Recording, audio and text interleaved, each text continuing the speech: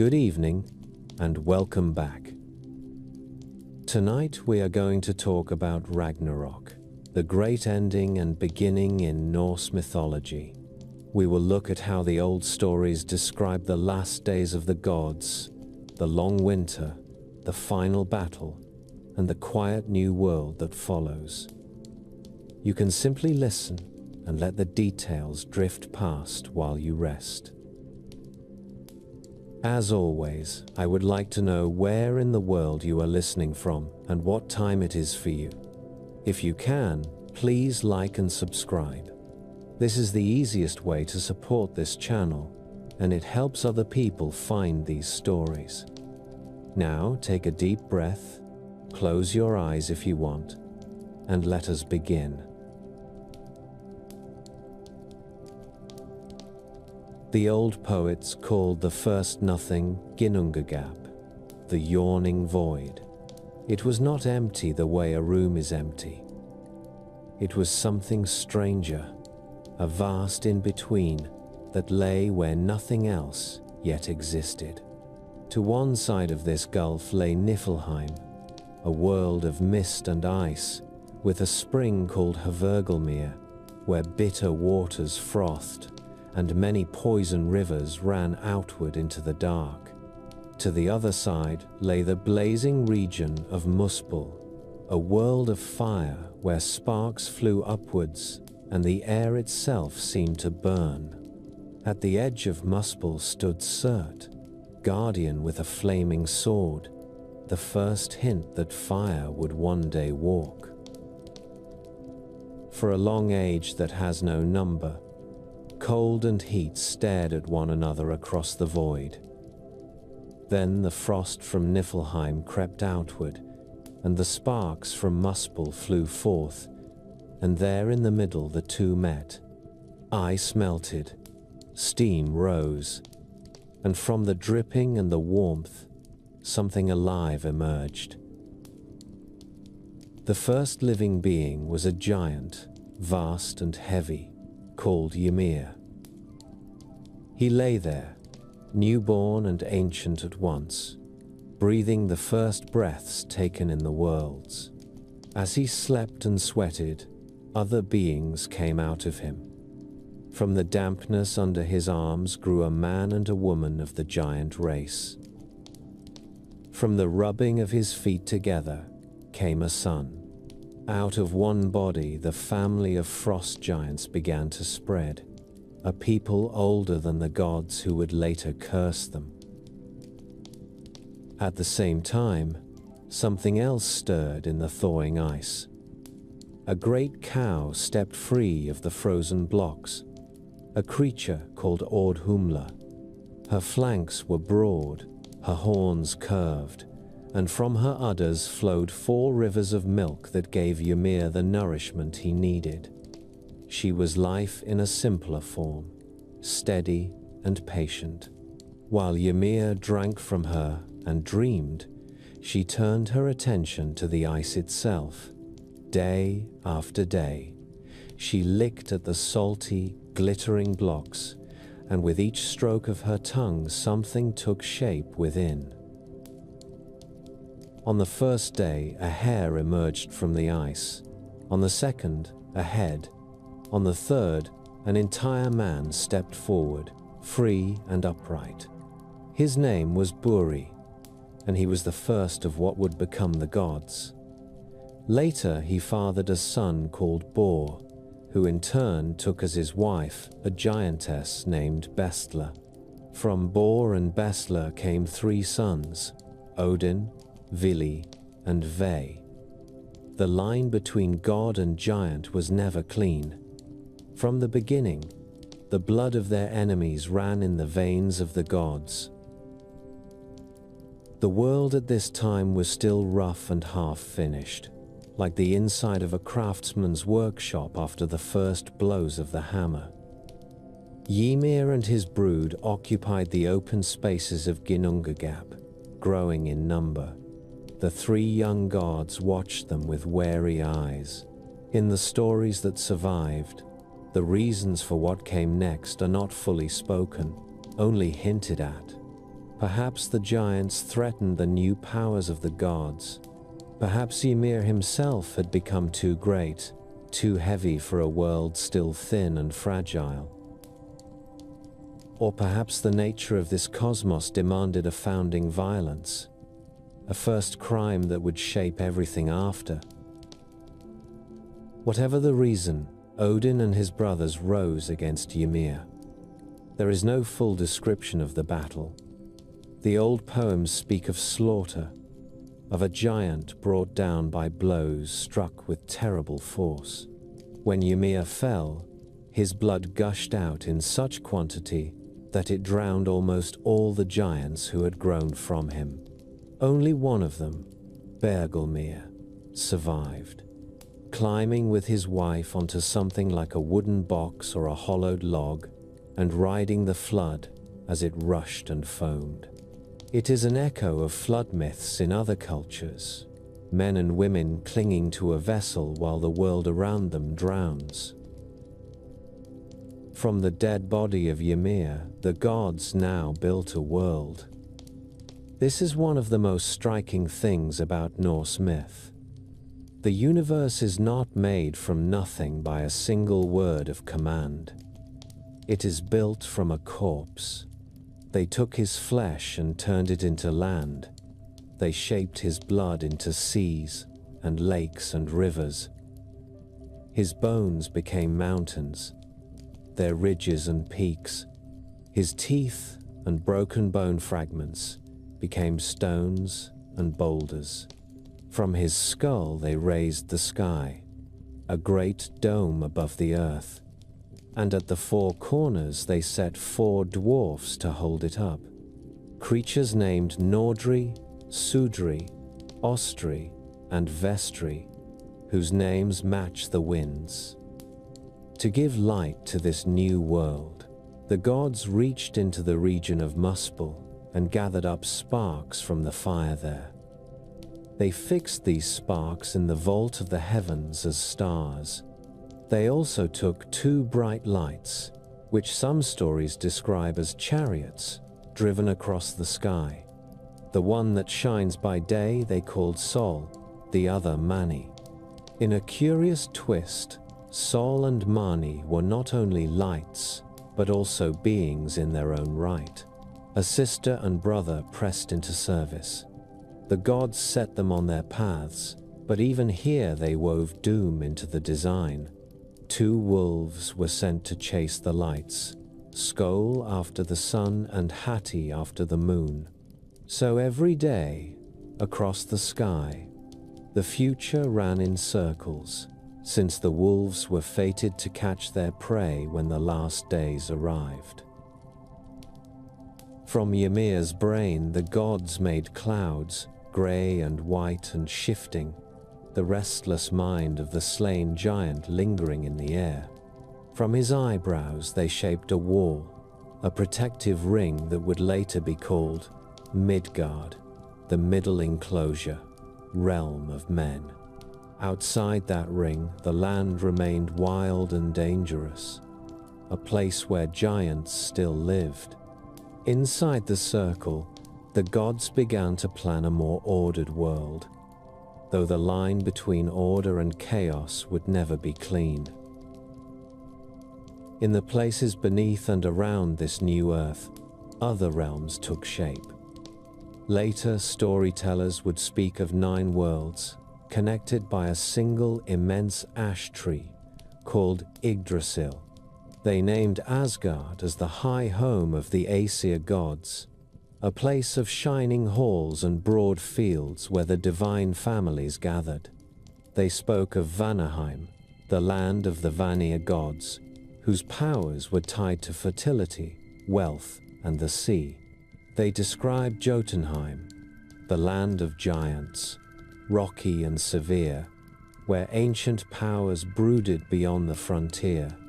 Niflheim remained as a cold and misty realm, with its rivers and its dread spring.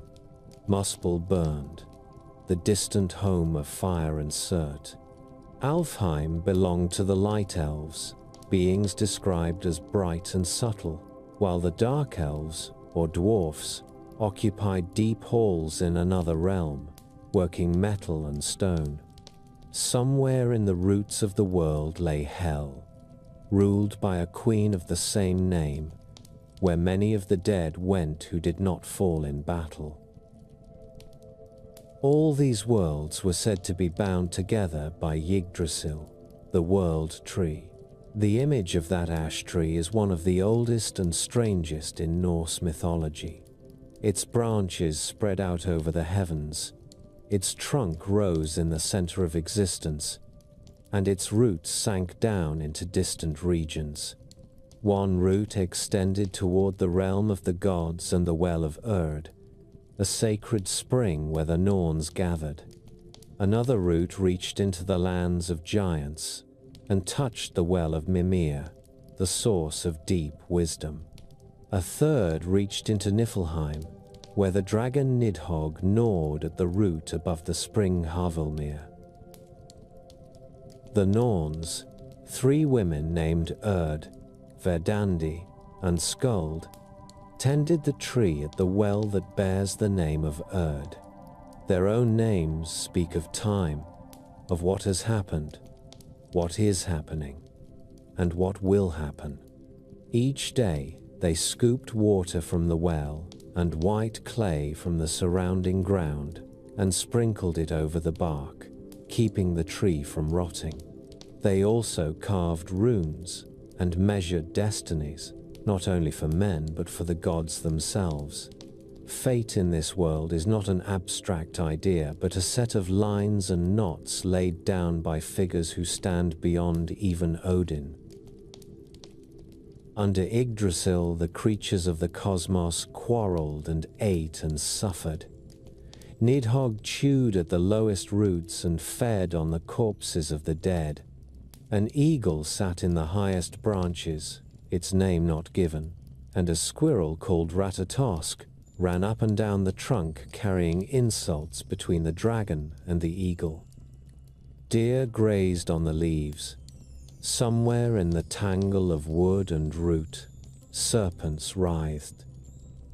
Even the tree that held everything together was not safe from decay and conflict.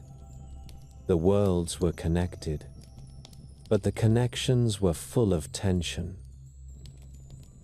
Once the place of gods and men had been prepared, the new divine rulers turned their attention to living beings who would inhabit the circle of Midgard. They found 2 pieces of driftwood on the shore, one from an ash tree, one from an elm. These were only dead logs, pale and worn by the sea. Odin and his brothers worked upon them. Odin gave them breath and life. Vili gave them understanding and movement. Ve gave them shape, speech, and the senses, along with clothing and names. The man was called Ask, the woman Embla.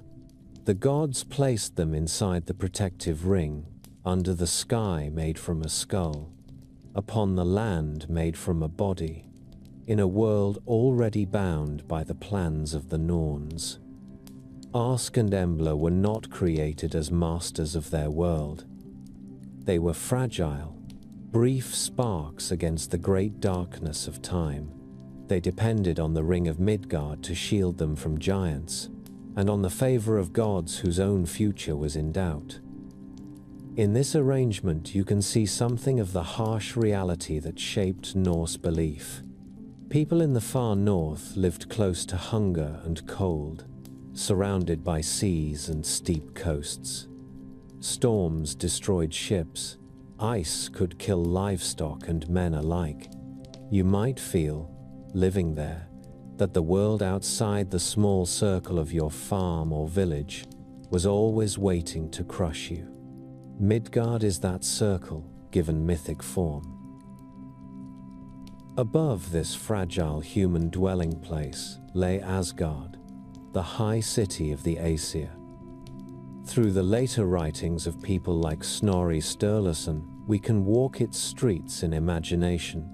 There is Valaskjalf, the hall where Odin sits on his high throne and looks out over all the worlds. There is Bilskirnir, the great hall of Thor with its many rooms, a place fit for a god of storms and strength. There is Sesrumnir, the hall of Freya, where she receives the slain women and men who come to her half of the heroic dead. Across the green field called Idavol stand other halls, each with its own stories. Yet even this city of the gods is no perfect heaven. It has walls that had to be built, defenses that had to be strengthened, and bargains that had to be struck, some of them costly. The gods who live here are not distant and flawless. Odin is the wise one, the All-Father, but he is also restless and hungry for knowledge, willing to sacrifice and to deceive. He traded one of his eyes for a drink from the well of Mimir, gaining insight into hidden things. He hung himself on Yggdrasil, pierced by his own spear, for 9 nights in order to learn the runes. He sends out his ravens, thought and memory, to bring him news of the worlds, as if he fears missing any detail of the pattern that leads toward his own death.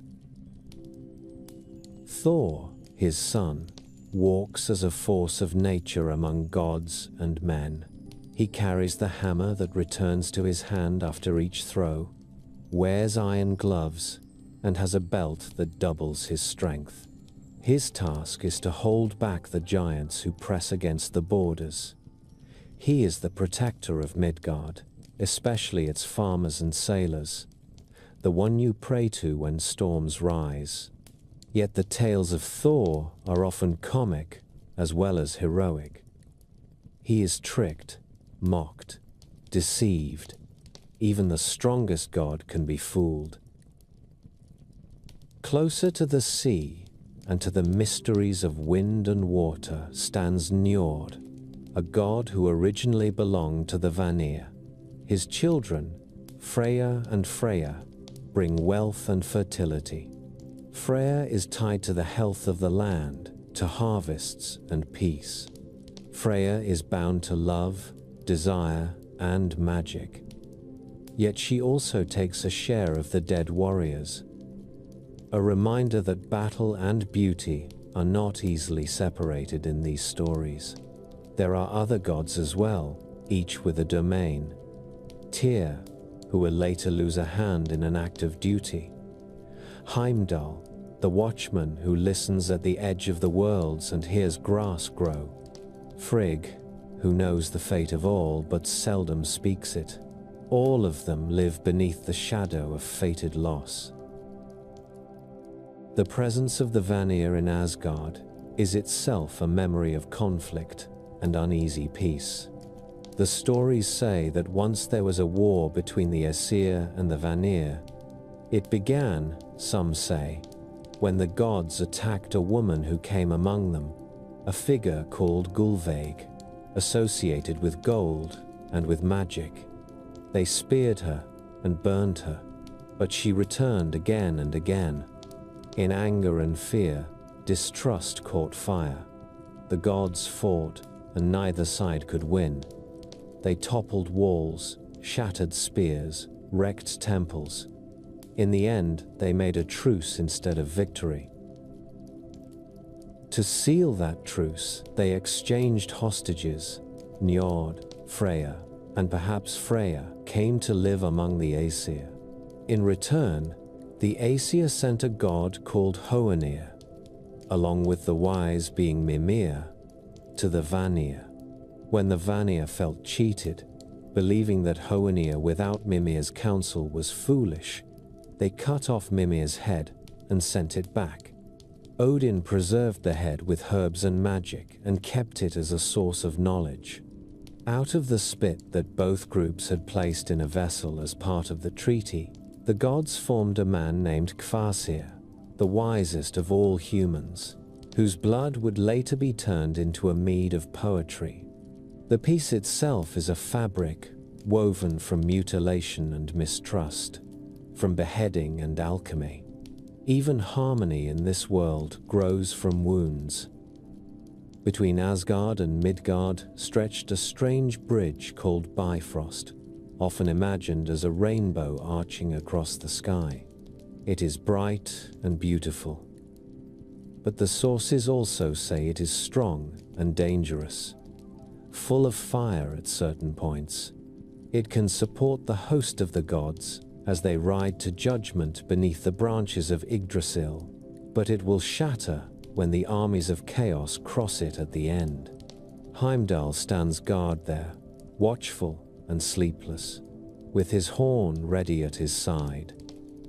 That horn will one day sound a note that shakes every hall, the call that Ragnarök has come.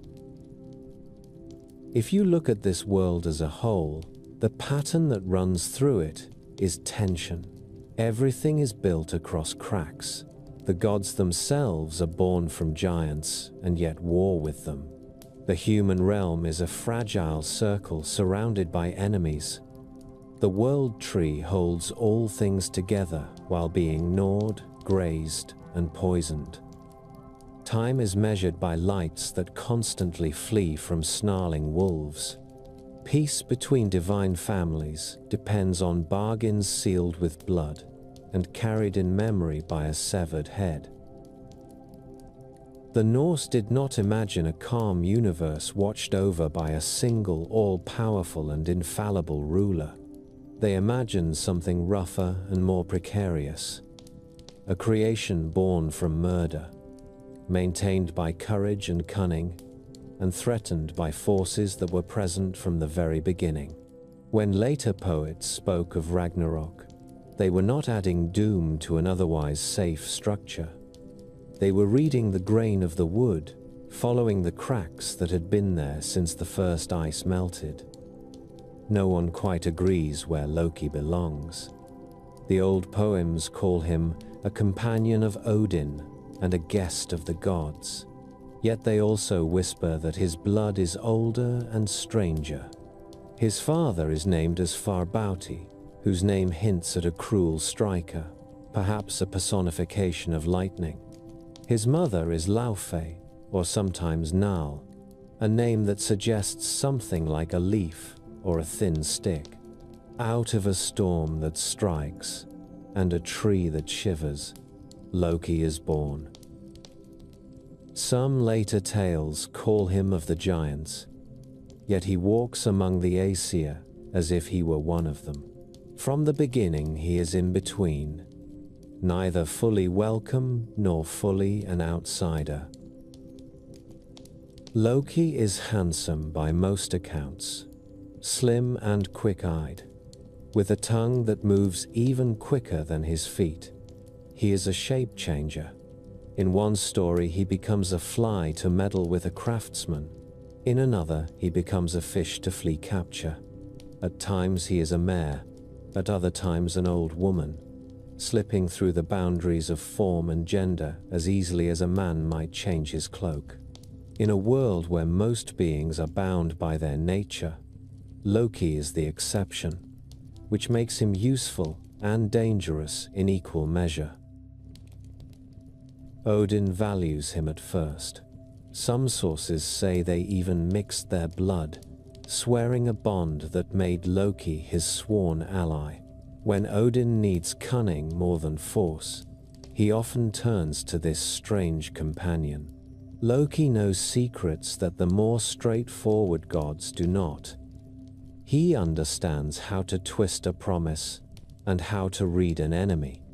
Yet Odin is also the god of wisdom and of sacrifice, and perhaps some part of him knows that he has taken a serpent into his house.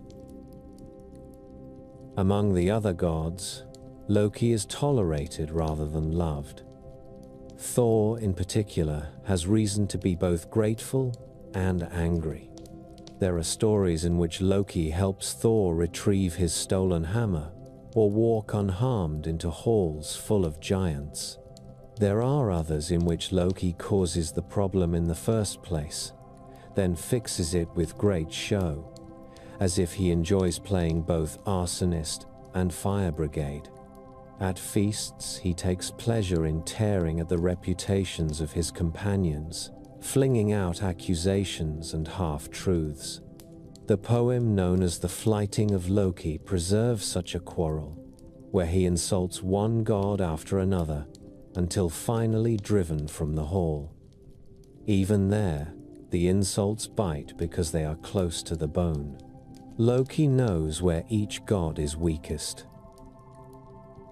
To understand how closely he is woven into the fabric of Asgard, it helps to remember some of the tales where his mischief leads to wonders that become essential to the gods themselves. When a mysterious builder offers to construct a great wall around Asgard in a single season, asking in payment the sun, the moon, and the hand of the goddess Freya, it is Loki who persuades the gods to accept, trusting that the task will prove impossible. When the builder almost succeeds thanks to his tireless stallion, Loki becomes a mare, lures the horse away, and leaves the builder exposed as a giant in disguise. The gods kill the deceiver, keep their treasures, and later the mare Loki gives birth to an 8-legged foal. That foal becomes Sleipnir, Odin's uncanny horse, who carries him between worlds. In another famous tale, Loki cuts off the golden hair of Sif, the wife of Thor, either as a prank or from some deeper jealousy. Thor is ready to tear him limb from limb, and Loki must promise to restore what he has taken. He goes beneath the earth to the dwarfs, master smiths, and bargains for new hair of gold that will grow upon Sif's head. In the same journey, he manages to obtain from the craftsmen other wonders as well. They forge the spear Gungnir for Odin, which never misses its mark, and the ship Skidbladnir for Freya, which can be folded into a pouch but carries any number of warriors with full sails when unfolded. In a competition between dwarf smiths, they also make Thor's hammer, Mjolnir, with its short handle and terrible power. All of this comes from Loki's meddling. The world of the gods is richer, stronger, more armed because of him. Yet even in these early adventures, you can taste something bitter beneath the humor. Loki is rarely moved by loyalty. He is driven by a sort of restless curiosity, and by the delight of seeing what happens when you nudge the world out of its proper line. He is also driven by fear when his tricks bring him to the edge of punishment. He will cheat, or shapeshift, or flatter his way out of trouble. But the memory of how he got there in the first place never quite fades. This uneasy combination of member and enemy, helper and saboteur, becomes darker when Loki starts a family of his own far from the shining halls of Asgard. In the east, in a forest of iron trees where the ground is said to be thick with old roots and rusted weapons, there lives a giantess named Angrboda. Her name means bringer of sorrow, and she is not soft. She is the kind of figure who belongs more in nightmares than in gentle tales, a woman whose arms could crush a warrior and whose eyes see far down harsh roads. With Angrboda, Loki fathers 3 children. They are not tame, they are not really children at all in any human sense, but living embodiments of fear and ruin. The first is a wolf. The tales call him Fenrir, or sometimes simply the Fenris wolf. He is born the size of a hound and grows every day, jaws thickening, shoulders swelling. His eyes are keen and hot. There is a cunning in him that looks too much like the cunning of his father. The second is a serpent. This is Jormungandr, the great world serpent. When he is young, he can coil in a barrel, but he lengthens with each day, scales hardening, coils tightening, tongue tasting the air, as if he expects to measure something vast. The third is a girl, Hel, whose body is divided in a way that no living creature should be. One side of her is like a living woman, pale and cold. The other is dark and marked like a corpse. You can imagine the whispers when the gods first hear of these three. Odin is not foolish. He knows that blood and prophecy run in the same channels. He goes out to learn more about the children of Loki and Angrboda, and what he hears is not comforting.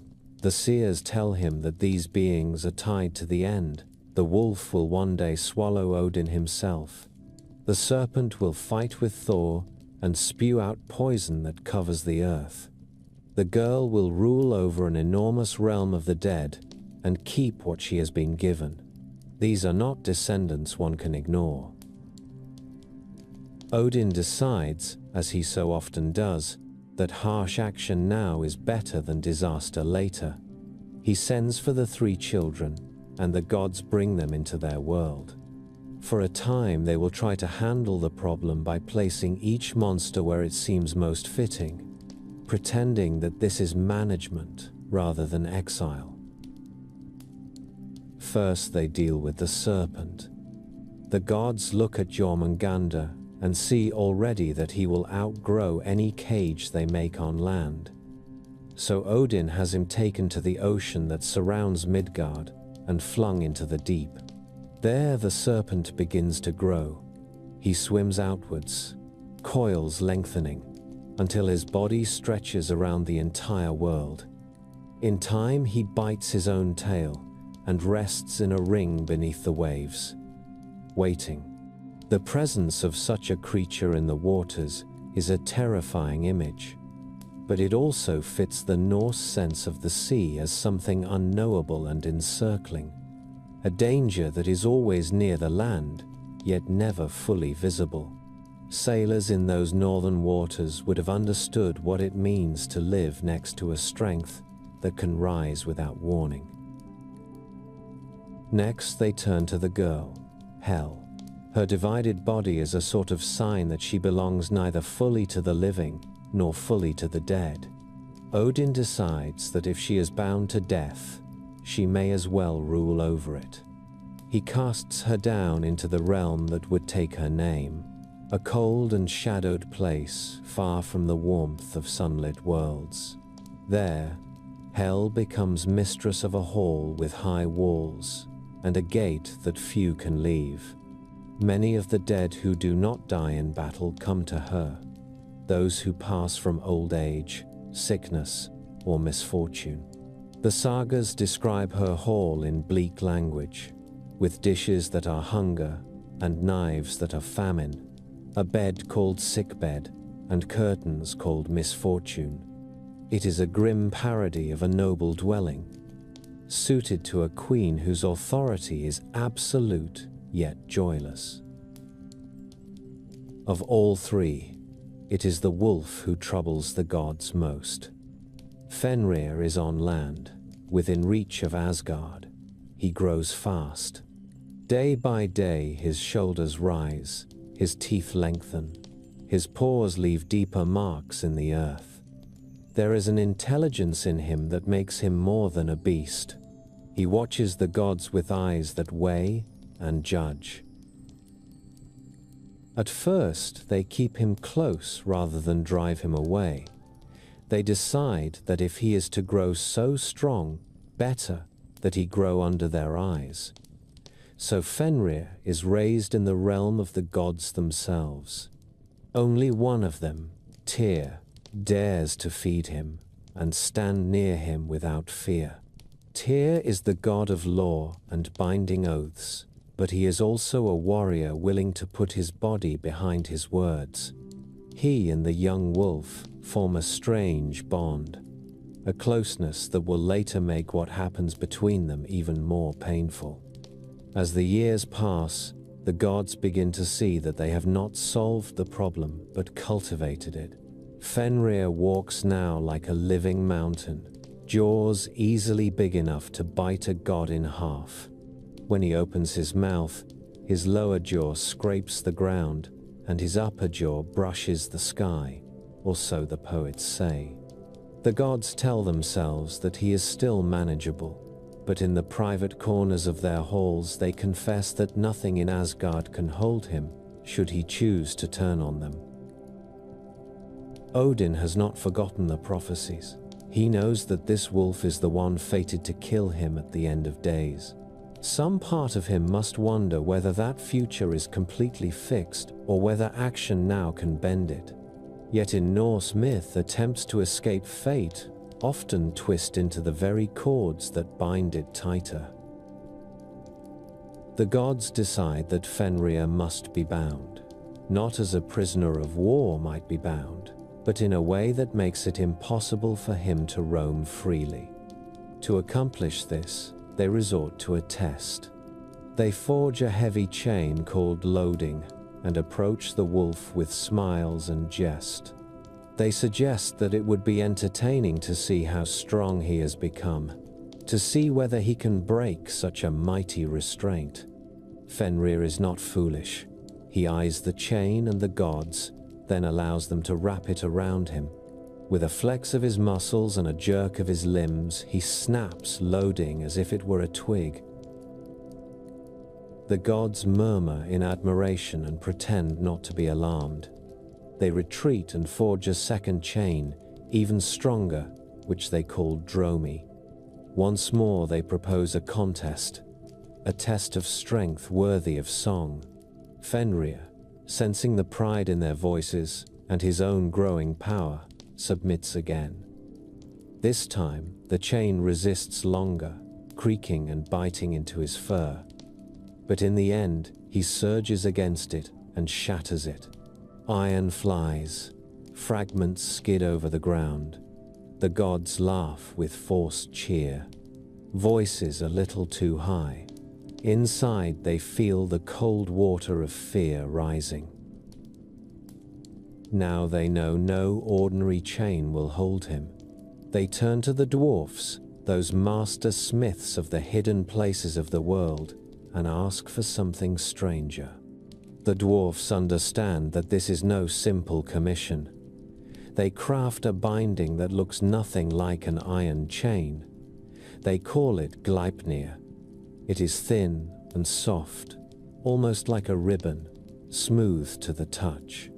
Yet it is made from things that do not seem solid at all. The dwarfs list the ingredients with grave satisfaction. The sound of a cat's footsteps, the beard of a woman, the roots of a mountain, the sinews of a bear, the breath of a fish, the spittle of a bird. These things, the tale says, no longer exist in the world because they were used up in the making of Gleipnir. It is a playful way of explaining why such impossible items cannot be found. It is also a way of saying that the chain is woven from the gaps and secrets of reality, from negative space. Such a binding is hard to imagine and harder to break. Armed with Gleipnir, the gods go to an island called Lyngvi, which lies in a lake surrounded by steep shores. They invite Fenrir to join them there. The mood is light on the surface. They carry Gleipnir as if it were a toy. When the wolf sees the slender band, his eyes narrow. The gods say that this is only a little challenge, a bit of sport. Surely, if he could burst chains like Dromi, he can break this tiny thread. The contest will make his fame even greater. Fenrir looks from the ribbon to the faces around him. He has grown among these beings. He knows how they smile when they lie. The softness of Gleipnir alarms him more than any clank of iron. Something in him, perhaps some instinct for magic, understands that this is no ordinary restraint. He refuses to be bound unless one of the gods places a hand in his mouth as a pledge. If they are honest, if this is truly only a test, he will let the hand go when he is free. If they are deceiving him, the hand will be his payment. This demand spreads a moment of silence among the gods. They glance at one another, and no one steps forward. To place your hand in the jaws of Fenrir is to risk never drawing it back. Finally, Tyr, who has always fed the wolf and stood nearest him, steps forth. He extends his right hand and sets it in Fenrir's mouth. The trust between them, built over years, lies now between teeth and tongue. The other gods wrap Gleipnir around the wolf's legs and body. Then they give the signal. Fenrir strains. He twists and digs his claws into the ground. He throws his weight against the binding with all his might. The ribbon does not break. The more he fights, the tighter it draws. The gods sink Gleipnir's ends deep into the earth and fasten it with a heavy stone. They drive another iron weight into the ground, then anchor the bond even further. The wolf thrashes, realizing now that he has been tricked, that the talk of games was a lie. In that moment, Tyr does not pull away. He keeps his arm where he placed it, because a pledge is a pledge, even in betrayal. When Fenrir understands that he cannot break free, his jaws snap shut. Tyr's hand is severed at the wrist. Blood falls to the ground. The god of binding oaths has paid the price of this binding with his own body. From that day on, he walks one-handed. Fenrir howls. The sound is said to travel through all the worlds. A promise of hate. He snaps at anyone who comes near, so the gods thrust a sword into his mouth, the hilt against his lower jaw and the point between his upper jaws, forcing his mouth open. Slaver and blood fall from his tongue and become a river. Some tales give this river a name, a way of saying that even the drool of such a creature is not ordinary. Bound and gagged, he lies there, and the gods leave him. He is not dead. He is simply held until the day the bonds break. In this scene, you can feel the double edge of what the gods have done. On one hand, they have protected themselves and the worlds from a monster who almost certainly would one day have turned on them. On the other, they have broken trust with a being they raised among them and have maimed one of their own to do it. They have used deceit to solve a problem that prophecy created. In doing so, they have sharpened the hatred that waits inside the wolf. When the day of Ragnarök comes and Fenrir's bonds finally give way, his rage will not be fresh. It will be old, carefully cultivated by long years of choking helplessness. Loki watches all this. The sources do not always say where he stands or what he feels, as his son is bound and another of his children is thrown into the sea, and a third is thrown down into the realms of the dead.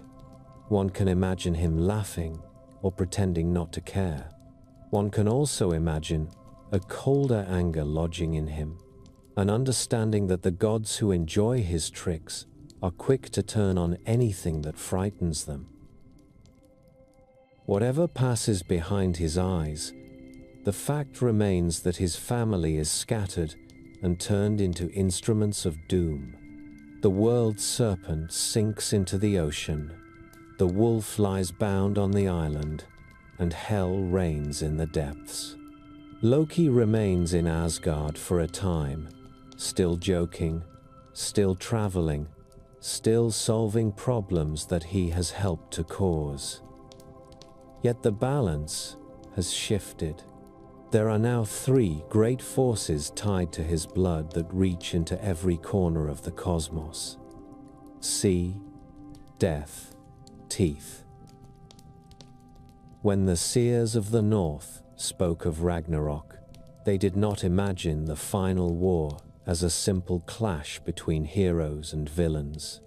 They imagined a reckoning between those who try to hold a fragile order together and those who have been chained, drowned, or exiled to preserve that order. Loki and his children stand at the heart of that storm. The gods will one day face not only their enemies, but the consequences of their own bargains.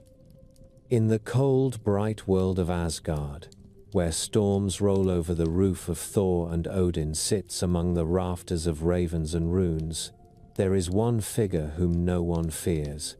His name is Balder.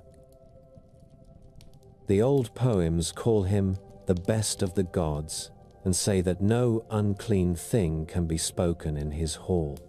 He is described as fair of face, with hair that seems to catch the light, and with a presence that softens tempers and brings quiet even to those who live by the sword. If Odin is the mind of the gods and Thor is their arm, Balder is something like their conscience and their hope. Around him, for a time, the world feels less harsh. He is the son of Odin and Frigg, queen of Asgard, and in him both parents see a promise. Odin, who has sacrificed eyes and comfort to see into dark futures, may look at Balder and imagine that there is still something pure in a world built from a corpse. Frigg, who knows many fates but seldom speaks them, surely looks at her son and wishes that knowledge were not always so heavy. For a long span of years that no one counts exactly, life in Asgard goes on with its usual mix of feasts and quarrels, travels and battles.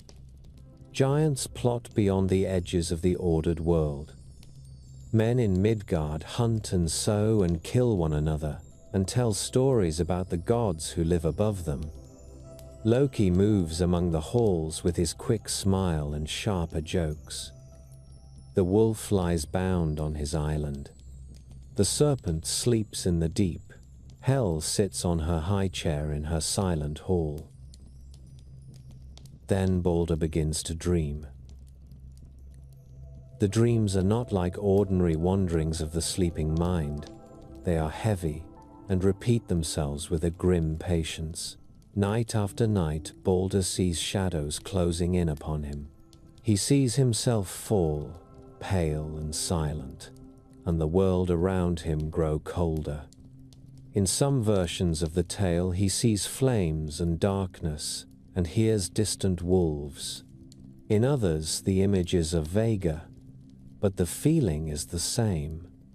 Doom has turned its eye toward him. Balder is not a coward. He has grown up in the same world as Thor and Tyr, but the dreams gnaw at him. Even a brave man can be broken by what he cannot fight, by a phantom that returns each time his head touches a pillow. In the end, he goes to the council of the gods and tells them what he has seen.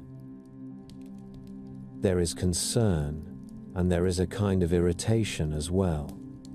The gods are used to facing threats with weapon and stratagem. A dream is harder to strike.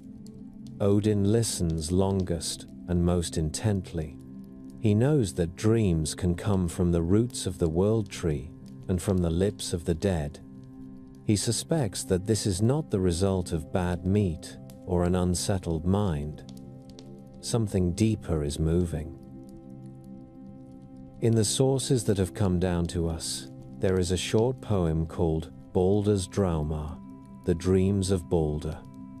In it, Odin takes the matter into his own hands in the way that only he can. He saddles Sleipnir, his 8-legged horse, and rides out of Asgard. The journey he takes is not through open sky, but downward, toward the regions where the dead lie. He comes to a mound, a high grave from an older time, set aside for a woman who had once spoken prophecies in life. Around it are offerings, but now they seem stale, a gesture from people who do not really want to hear answers. Odin dismounts and walks around the grave, chanting secret words. The earth stirs, The dead seeress rises grudgingly from her rest, called up by a god who never leaves the hidden things hidden if he can help it. They speak, the living and the dead. Odin hides his name at first, calling himself by some other title. He asks her why the benches in Hell's halls are covered with fresh straw, and why the drinking vessels are polished and ready. The seeress answers that they are preparing a welcome for Balder, who will soon come to their realm. With each question, Odin tries to push the doom further away, as if clarity could be delayed by stubbornness. With each answer, the truth comes closer. At last, she calls him by his real name and tells him that his effort is useless. Balder will die. The seeress sinks back into the earth, and even Odin must ride away with less comfort than he brought. When Frigg hears all this, something in her refuses to accept it. She is not a god of war or schemes. She is a mother. If the world itself has turned against her son, she will speak to the world. She takes an idea from the customs of her time. Among the people of the North, oaths are serious things, binding words that shape behavior. What if she could convince everything that exists not to hurt Balder? Not just everyone. Everything. They gather in the Thing Place, a field where matters are often decided. Balder stands there, unarmed and unafraid, while the others form a loose circle around him. One by one they pick up whatever is at hand and hurl it at him.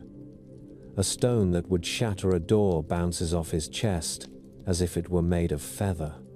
A spear that could skewer a giant glances aside without even tearing his tunic. Thor throws his hammer in a carefully measured arc. It strikes Balder squarely and rebounds, harmless as a tossed apple. The gods laugh, not cruelly, but with the laughter of people who think for a moment that they have found a corner of the world where nothing bad can happen. Some scholars looking back have seen in this scene hints of rituals in which a chosen person might stand for a god who is struck in a ceremonial way. But in the story as we have it, the main point is clear. The gods have turned prophecy into a game. They stand there, amused, while fate waits and watches. Loki watches as well. He had not known about the oaths until he saw the sport. Now he is curious. His mind works along lines that others do not like to follow. He wonders if there is some flaw in this arrangement, some small crack where danger can seep through. The desire to know that, and perhaps the darker desire to see what will happen when everything breaks, begins to grow in him. He goes to Frigg not as himself, but disguised as an old woman. That is one of his favorite forms when he wants answers. In the hall where she sits, Frigg receives this seeming crone with courtesy. They speak of the marvel that Balder cannot be injured. Loki, in his borrowed voice, asks how such a thing can be. Frigg, pleased and perhaps a little proud of her work, explains that she has taken oaths from every being and every substance. The old woman asks the natural question, every single thing. There is a pause. Frigg admits that there was one little shoot she omitted. East of the hall, she says, there grows a young plant called mistletoe. It seemed too small and too young to be dangerous. She did not ask it to swear. Loki leaves her then, mind turning as quick as a fish in a stream. He goes out to find the plant. Mistletoe is a strange thing. It does not grow from seed sown in soil, but from berries spread by birds. It lives on the branches of other trees, sinking its roots into them and drawing sustenance, something between a guest and a parasite. Among later Christians, it would become a symbol of peace or stolen kisses. Here, in this older tale, it is still only a pale green growth clinging to an oak or apple in the cold air. Loki cuts a piece of it and shapes it into a dart, or perhaps a slender spear. In some tellings, it is little more than a twig. In others, it is a crafted weapon. What matters is that it is the one thing in the world that has not promised to spare Balder. Back in the gathering place, the game continues. Gods hurl stones and spears and laugh as they bounce away.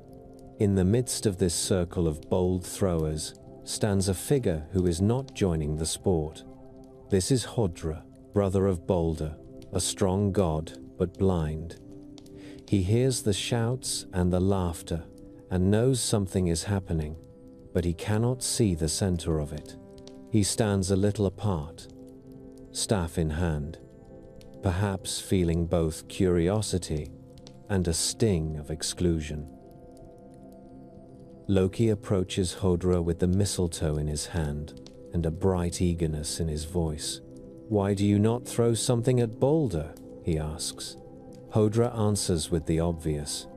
He cannot see where Balder stands and has nothing to throw besides. Loki offers to solve both problems. He places the shaft of mistletoe in Hodra's hand and guides his arm.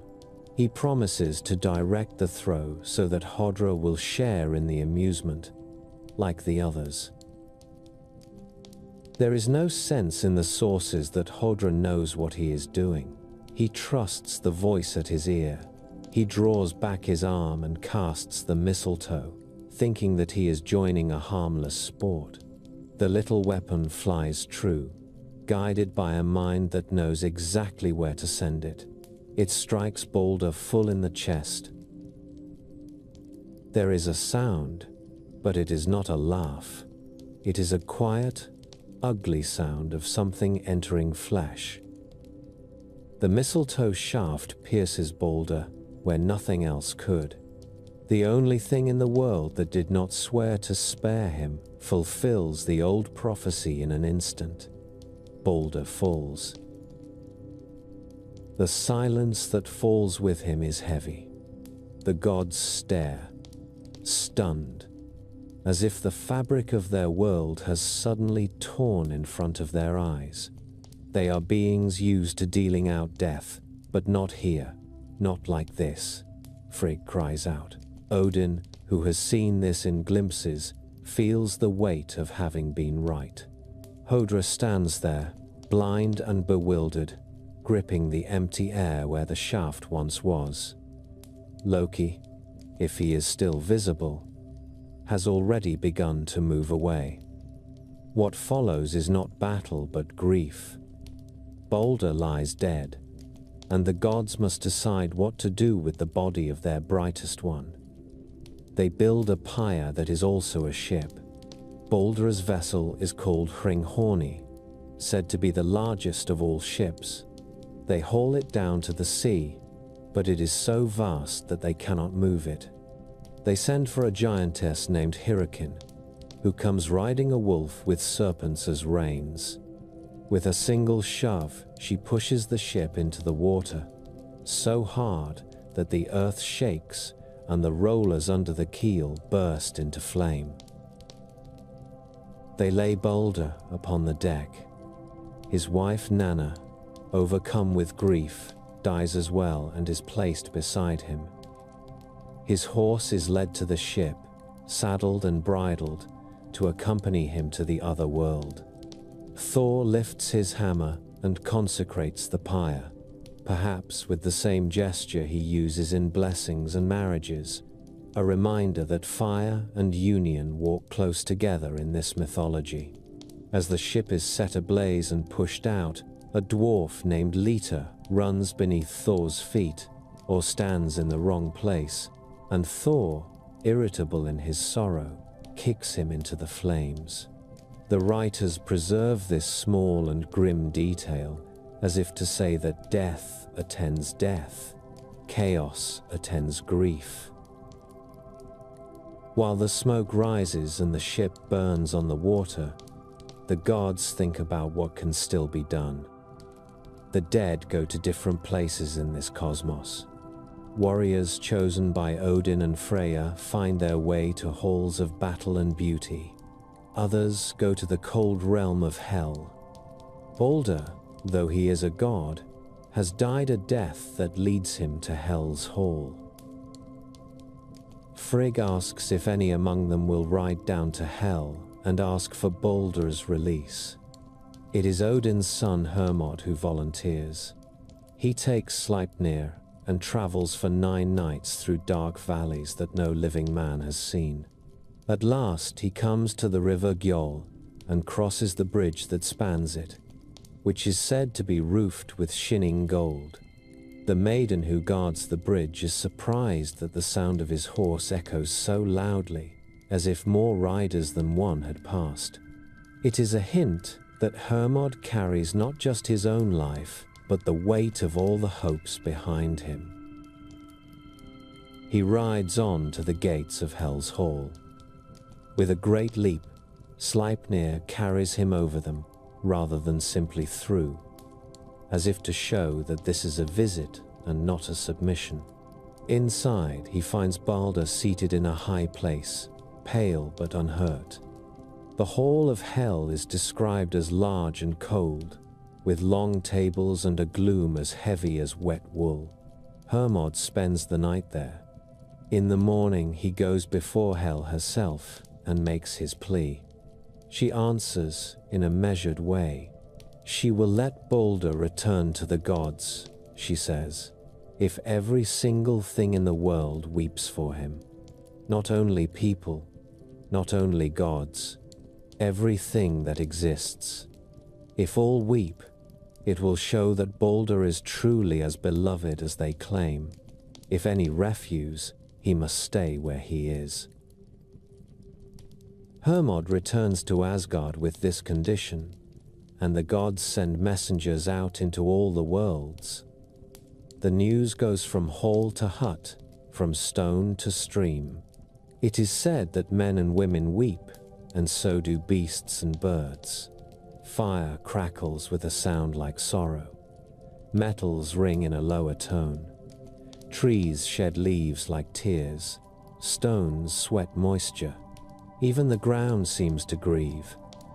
In some retellings, this is the one moment when the entire creation is united in feeling. Then the messengers come to a cave where a giantess sits. Her name is Thok, which may mean something like thanks or a grudging noise, or it may be a name chosen because it sounds rough.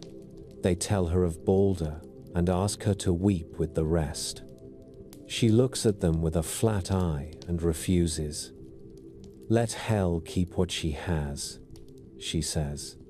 She claims that Balder never gave her any joy and that she owes him no tears.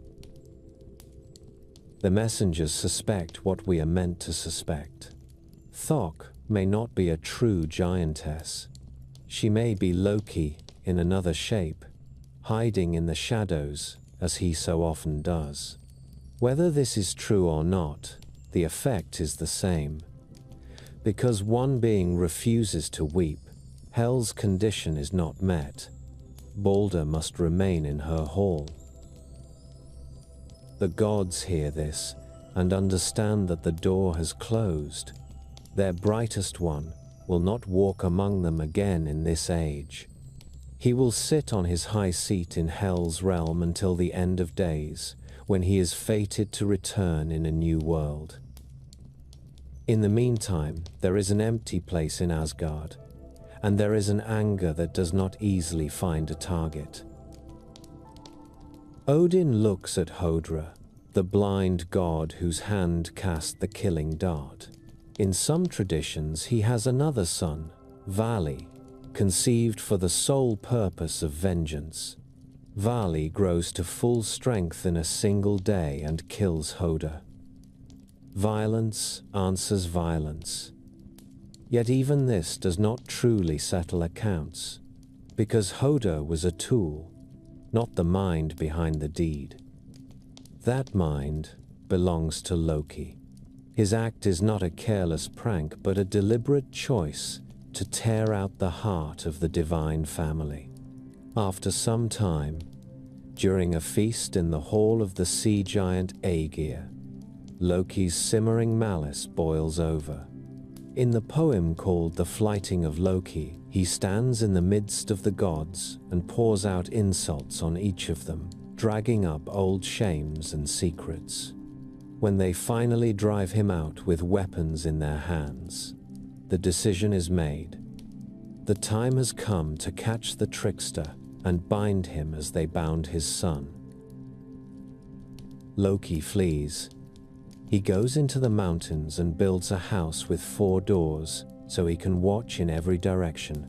By day, he sits in the form of a salmon in the streams, sleek and hard to grasp, and he thinks about how to avoid nets. He ties cords together in a pattern that will become the first fishnet, then burns it when he hears the footsteps of his pursuers. Odin, who is not easily fooled, reads the pattern in the ashes and understands the idea. The gods weave their own net, go down to the water, and drag the river. Loki swims, quick and clever, but Thor stands at the end of the stream. When the salmon tries to leap past him, Thor snatches him by the tail. To this day, people in the north joke that this was why salmon have such narrow tails. The gods bind Loki in his own shape and take him away to a cave. There they bring 2 of his sons. In some tellings, their names are Nafi and Vali. The gods turn one of the boys into a wolf, and in his frenzy he tears his brother apart. They take the entrails of the slain son and use them as cords to tie Loki to 3 stones. 1 under his shoulders, 1 under his loins, 1 under his knees. When the cords have been fastened, they transform into iron chains. The cruelty of the scene is not softened. Loki, who has sown the deaths of others, sees his own child turned into tool and ruin. Above him, the gods hang a serpent that drips venom from its fangs onto his face. The poison burns like fire where it touches skin. His wife Sigyn stays beside him, holding a bowl above his head to catch the falling drops. For long stretches of time she stands there, arms aching, keeping the venom from him. Only when the bowl is full must she turn away to empty it. In those moments, the poison falls on Loki's face, and he writhes against his bonds so violently that the earth itself shakes. People feel these tremors and call them earthquakes. So Loki lies bound beneath the worlds he has troubled, with the memory of his son's screams in his ears, and venom scoring lines of pain into his skin. Above, the gods live on, but the ground beneath them has changed. Balder is gone. The wolf waits. The serpent sleeps around the rim of the world. In the dark, the one who helped set all this in motion twists and endures, nursing a hatred as patient as frost. The bright death of Balder did not bring the sky down at once. After the burning ship had slipped beneath the waves, and the smoke had thinned into the upper air, life in the worlds went on. The gods still walked the fields of Asgard. Thor still swung his hammer against giants that pushed too near the borders. Men in Midgard still sowed grain and swung axes, and told stories on long nights. Yet something in the pattern had shifted. The death of the best of the gods was like a stone dropped into a vast, still lake. The first ripples were small, hardly felt. In time, they would reach every shore. The old seeress who speaks in the prophecy of the seeress tells it in a few tight lines. She speaks of brothers who will fight brothers and break the bonds that once held them. She speaks of an axe season, a sword season, of wind and wolves. To understand what that means, you have to imagine what winter already meant in the north, before any talk of the last days. For the people who first shaped these tales, winter was the season that tested every choice they had made in the year. If they had cut enough hay, the animals lived. If they had misjudged the weather, the animals died, and so might their children. Snow could trap a farmstead for weeks. Sea ice could seal harbors. A bad winter brought hunger and quiet graves dug in frozen ground. They knew that the world could turn cruel simply by staying cold for too long. So when their singers spoke of the great winter, Fimbulwinter, they were not inventing some strange new monster. They were stretching a real fear out beyond the normal limits. Fimbulwinter is described as 3 winters that follow one another with no summers between. Snow falls from every side. The sun climbs in the sky but gives little warmth. The winds never quite settle. Rivers freeze so hard that their ice can bear armies. But no armies march because every hall is too busy trying not to starve. In earlier winters, men and women might look forward to the thaw, to the sound of dripping eaves and the return of green. In this great winter, there is no such promise. One year passes into the next with no true spring. Old stores of grain are eaten and not replaced. Forests are stripped of game. Sweating smiths stand in cold forges because there is no spare fuel for ironwork. Hunger gnaws at more than bellies. It eats at the customs that keep people human. The ancient poem says that in those years brother will kill brother, and children will strike their parents. It is not only a matter of rage. When there is not enough to go around, the ties of kin that once gave protection can become a threat. A man with many relatives may also have many rivals for the last loaf. Law, which in the north grew from the gathering of free men around stones and under open sky, begins to fray. The thing meetings where disputes were settled and fines agreed become rare or meaningless. Why pay a fine when silver cannot be eaten and the man you owe may not live till the next snow melt? Why honor an oath when your children are crying in the dark? Saga writers who lived centuries after these myths were first sung still remembered what it felt like when kin turned on kin and the land was eaten bare. Icelandic stories tell of winters when people boiled leather to chew, when they ground bark into their flour, when they slipped out at night to take what they needed from a neighbor's store. Fimbulwinter is that memory taken to the level of myth. It is a picture of human society turned inside out by cold. But the signs of coming Ragnarök are not only in the hunger of men, they write themselves into the sky. Remember the wolves that have chased sun and moon since the first days. Skoll runs after the bright chariot of the sun. Hati follows the pale path of the moon. Day after day they draw near, their paws finding purchase in the strange air of the upper sky, their breath a thin frost in the heights.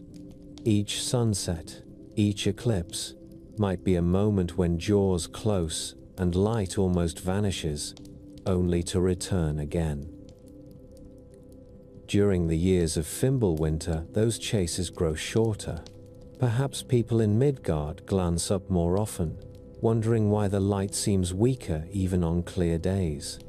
Then, one day in that steel-colored sky, Skoll catches the sun. The stories say that he swallows it whole. There is no great explosion described, only the cruel simplicity of a mouth closing and light going out. Night falls at a time when day should still have been long. Cold deepens in a way that has nothing to do with weather. If any fires still burn in hall hearths, they seem very small. Not long after, his brother catches the moon. Hati closes his jaws, and the gentle light that has guided hunters and sailors since the first voyages is gone. For a brief time, the stars burn alone, scattered sparks above a world that no longer knows dawn or dusk, only a steady black vault. Then the stars themselves are said to vanish. It is as if the skull of Ymir that the gods once raised as a sky has finally cracked. At the same time, voices are heard that are not human. On the plain outside the halls of Valhalla, where the chosen dead train each day with spear and sword, a rooster begins to crow. His name is Golinkambi, Golden Comb, and his cry is not thin and homely. It is a blast of sound that cuts through the restless whisper of armor and talk. He stands high on a gable and calls a warning that the warriors might not yet understand, though they feel their hands tighten on their weapon hilts. In the world of giants, somewhere among cliffs and black forests, another rooster answers. His feathers are perhaps a darker color, his voice rougher. He wakes the ancient enemies of the gods and tells them that the time they have been waiting for is close.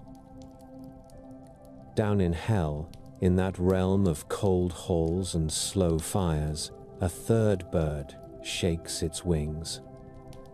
Some say this one is flame red, that its feathers gleam like live coals.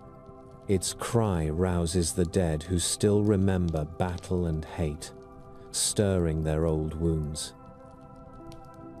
These three calls give a strange rhythm to the ending of things.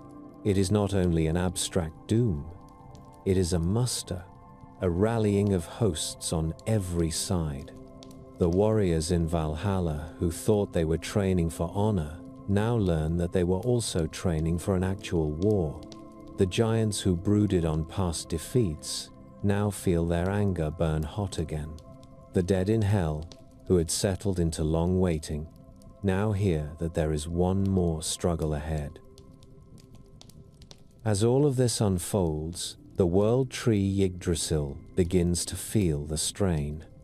The poets say that it shudders from root to crown.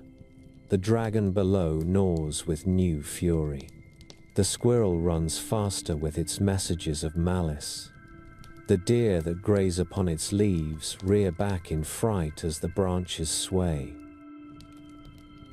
At the Well of Erd, the Norns stand and watch. They still sprinkle water and white mud on the bark, trying to keep it whole. But they also know that the fates they once carved will not be uncarved. The creaking of the great ash echoes through all the worlds, as if a ship much larger than any known vessel is grinding across stone. Mountains shake. Those who live under the earth are not spared. The dwarfs in their carved halls hear stone dust fall from the ceilings and see their lamps flicker. In some versions of the story, they groan in fear at every doorway, knowing that the age of miners and smiths is sliding away. In the deep places near Niflheim, a hound begins to howl. His name is Garm, and he is chained in front of a cave or a rocky cleft. His eyes blaze, his chest is stained with blood. Each time he pulls at his bonds, They scrape on stone with a sound that travels outward like a crack in ice. Later tellers would say that Garm and the wolf Fenrir are echoes of the same terror. But here he is a separate guardian whose agitation means that barriers are weakening. In Midgard, the few humans who have not yet murdered one another for food or fallen to the cold can sense that they are walking on thin crust above forces they do not understand. The old stories about the gods that once brought comfort by the fire now carry a different weight. If Balder, who was best of all, is dead, what chance do ordinary people have? Yet even here, in sagas and later tales, there are hints that a man and a woman will find shelter in the wood of Yggdrasil and endure. For the moment, though, such hope is no more than a rumor carried by storytellers who do not like to end in blackness. In Asgard itself, Odin sees all this and knows that the pattern he has anticipated is now unfolding in earnest. The winter that never ends, the sky that darkens, the roosters that call, the tree that shudders, all these are notes in a song he has heard in fragments ever since he hung on the tree and gave his eye for knowledge. The end is no longer a distant riddle. It is weather. It is noise. It is pressure you can feel in the stones of the floor. Soon, the forces that have been waiting at the edges will begin to move. The great winter did not end with a thaw. It ended with a breaking. Deep in the hidden cave where Loki lay bound, the serpent still dripped venom from its jaws. Sigyn still held the bowl above her husband's face and still turned away when it filled. Each time she moved to empty it, venom fell upon Loki's cheeks and eyes, and he writhed so hard that the ground shook. Men on the surface felt those tremors as earthquakes. They did not know that the quaking came from a god in pain. For long years, that shaking had been an irregular thing, fierce but brief, followed by slow stretches of stillness. During Fimbulwinter, as hunger and murder spread through Midgard and wolves ran the sky, the quakes came more often. The chains that held Loki had been forged from the entrails of his own son and turned to iron with divine craft. Even so, iron grows old. Stone wears. The earth itself tires of its burdens. At last there came a day when Sigyn turned away with the full bowl, and the venom fell again. Loki arched against his bonds with all the hatred and misery that had built up in him since the death of Balder. The chains strained, the iron groaned. Then, with a sound like the snapping of the world tree's roots, they gave way. The stones that anchored the chains cracked and toppled. Loki lay there for a moment stunned, no longer held, feeling his own limbs free for the first time since his capture. Above him, the serpent recoiled, its slow venom spilling onto bare rock. Sigyn still stood with her bowl in her hands, unsure whether to stay with the husband who had brought so much ruin, or to flee from what he had now become. The old stories fall silent here. They do not say what she chose, they only say that Loki rose. He was not the same figure who once sat at feasts trading jests with Thor. Venom had marked him. Grief and humiliation had burned away any lingering warmth he might have felt for the gods. He had watched his sons die, or be turned into instruments of punishment. He had listened through stone to the distant sounds of Asgard's laughter. Now, with the world shuddering and the sky gone dark, he smiled a thin, hard smile and moved toward his revenge. Far from that cave, On the island in the lake where the wolf lay, other bonds felt the strain. Gleipnir had never been an ordinary chain. It was made from the sound of a cat's steps, from the beard of a woman, from the roots of a mountain, from the sinews of a bear, from the breath of a fish, and from the spittle of a bird. It had held against all of Fenrir's efforts, while the gods still walked in confidence beneath a bright sun. Now the sun had been swallowed. The roosters in Valhalla and in giant lands and in hell had cried out. Yggdrasil shook as if each of its roots were being tugged in a different direction. The lake around Lyngvi churned with restless water. Fenrir felt it all. The hatred that had been smoldering in him since the day Tyr lost his hand now flared. He strained against Gleipnir with a strength born of prophecy and years of rage. The slender ribbon bit into his fur and flesh. The stones it was fastened to ground deeper into the bedrock. The sword that had been jammed in his jaw cut his gums and tongue. Blood and foam poured from his mouth and ran into the river that already bore his slaver. Then, suddenly, the impossible chain made of impossible things snapped. It did not snap like ordinary cord. It unmade itself. The properties that had kept it whole ceased to bind. Fenrir surged upward.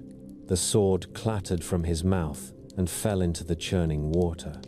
He stood, huge and shaggy, and shook himself. Blood flew in wide arcs from his muzzle. Each drop that struck the ground seemed to smoke. He lifted his head and sniffed the air. He smelled ice and fire and fear. He smelled the salt of the great sea and the dry dust of giant halls. Above all, he smelled the familiar, bitter scent of the gods. He turned his steps in their direction. In Niflheim, the hound Garm tore free of his chains in front of the cave. In the sagas that mention him, he is a huge beast with a chest already wet with blood from ancient battles. As the bonds gave way, he shook his head and howled, and the sound ran through the lower worlds like a wind through narrow streets. Whatever he had once guarded was no longer meant to be kept in. In the ocean that surrounds Midgard, the vast body of Jormungandr stirred. For an age he had lain coiled around the world, tail in his own mouth, a living circle beneath the waves. He had watched the passing of ships above him as dim shadows. He had felt the weight of ice pressing down in winters and the long, slow pulse of currents in summers. Now the pull that held him in a great ring slackened. With a long, slow movement, he opened his jaws and let his tail slip free. The circle broke. He began to uncoil, and as he did, the water around him heaved and rose. His head came up, then his neck, then coil after coil of massive scaled body. Seas roared, coasts flooded. Ships that still clung to harbors during the great winter were lifted and thrown like toys. Poison dripped from his tongue. Some tales say that as he moved, he spat venom into the air so that it misted over land and sky, poisoning the very breath of living things. To the men of the north, who knew that the sea could turn from road to grave with a single storm, the image of a serpent big enough to churn every wave at once was not far from a real fear, made grander and stranger. While ice cracked and seas rose, far in the north or east, along some bleak shore of Jotunheim, giants gathered around a ship. This was Naglfar, the nail ship. It had been building quietly for a very long time, though no one swung hammers on its hull. Instead, Every untrimmed nail of every dead man and woman added itself to its substance. Each funeral where proper rites were neglected, each burial where the nails were left long through laziness or poverty or haste, fed this vessel of doom.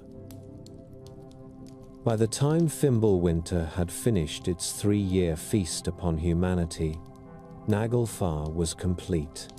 It loomed at the edge of a black sea, built entirely from the keratin that once grew at the ends of mortal fingers and toes.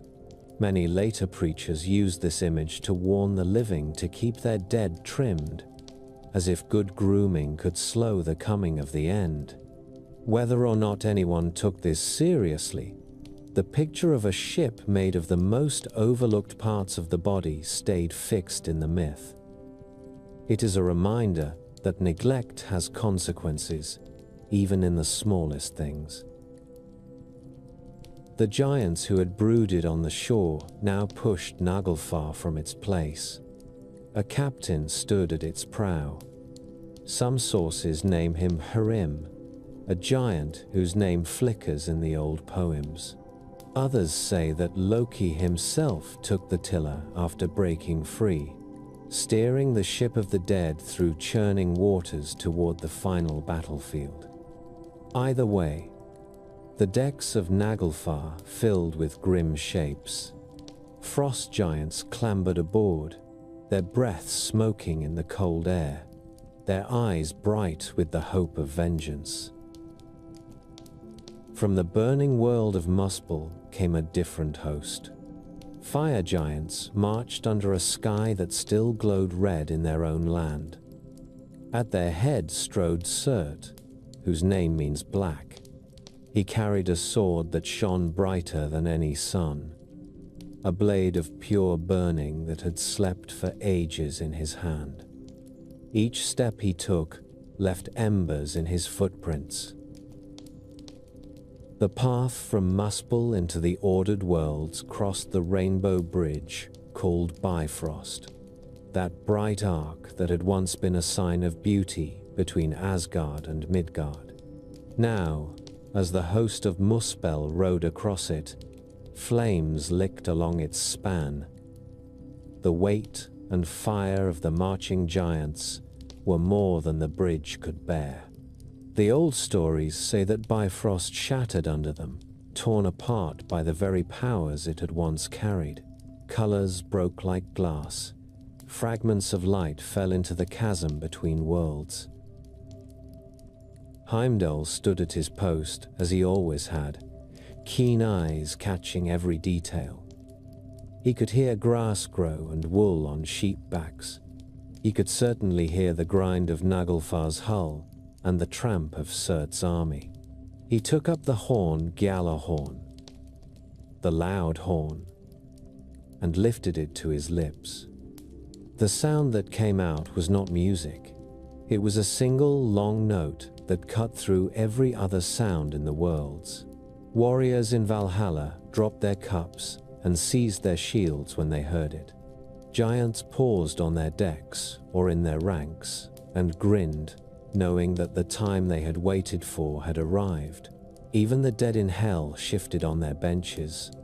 The horn's call reached under mountains to the dwarfs and along the branches of Yggdrasil to the deer and the eagle.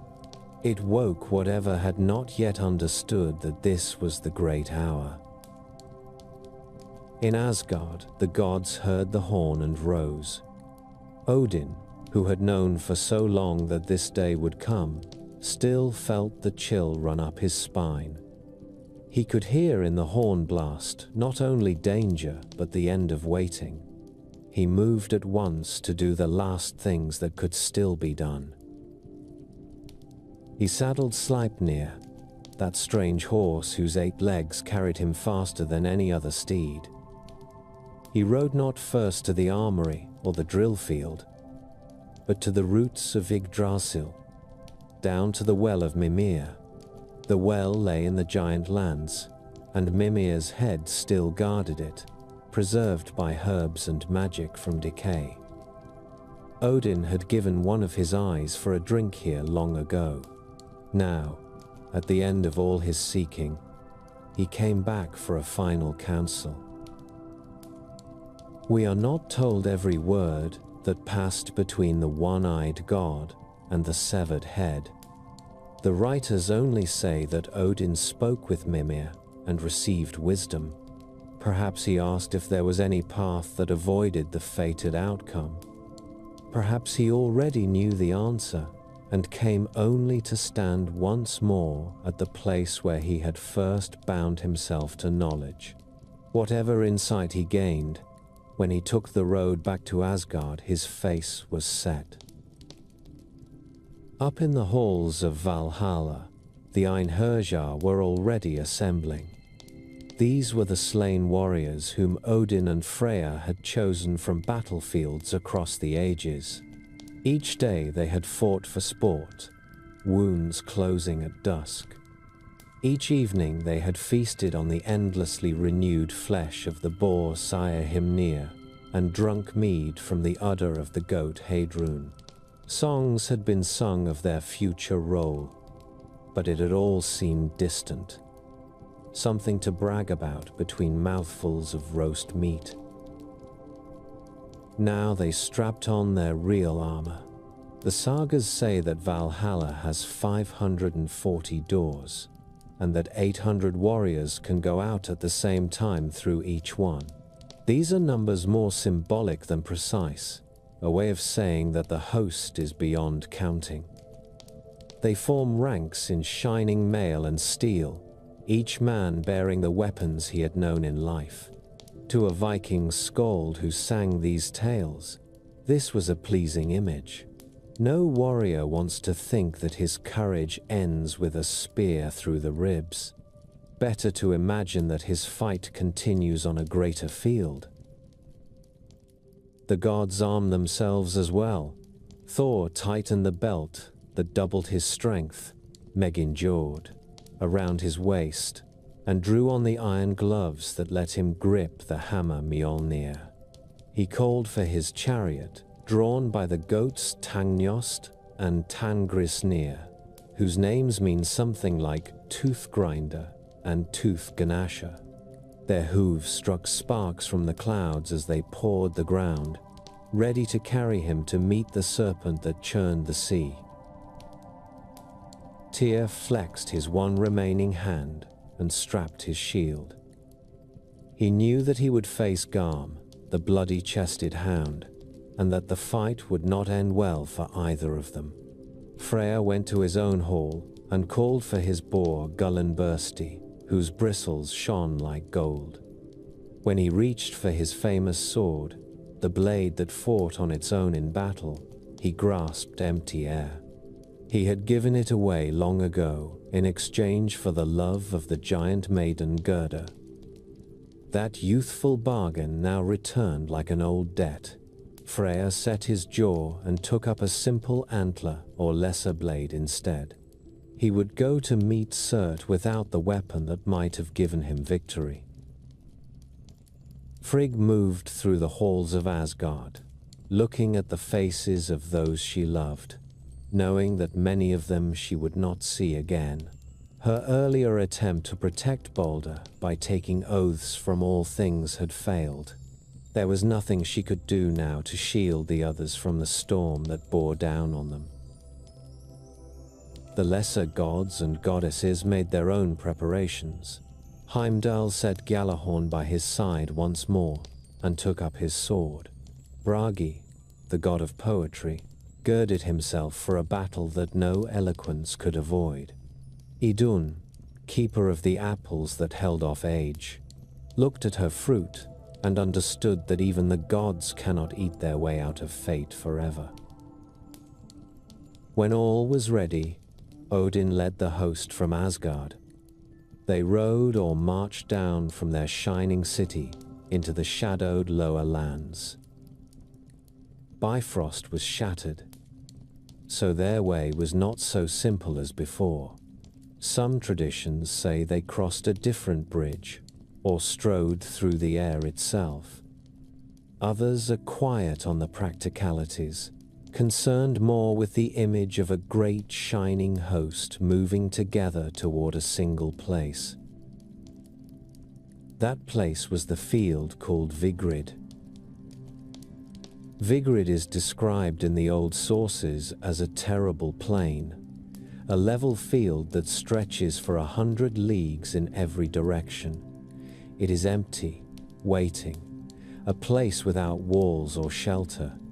To the people of the north, whose fights often took place in cramped ship decks or narrow valleys, such a broad battleground would have seemed almost otherworldly, even without giants and monsters on it. That emptiness fits the nature of this last contest. There is nowhere to hide. There is nowhere to fall back.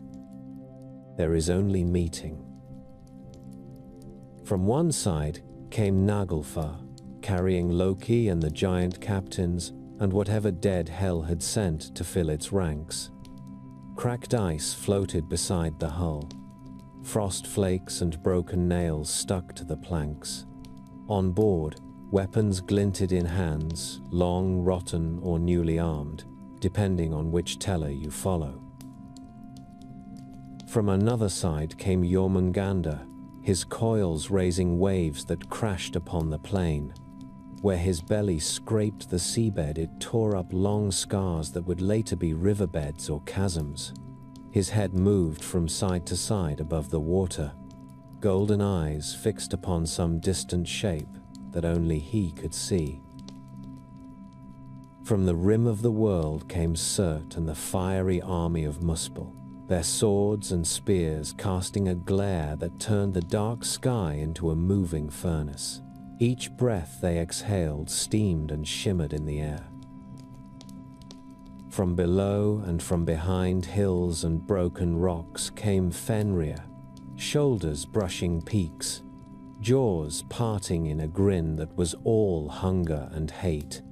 Foam dripped from his teeth. His eyes gleamed with the memory of the day the gods had tricked him on the island.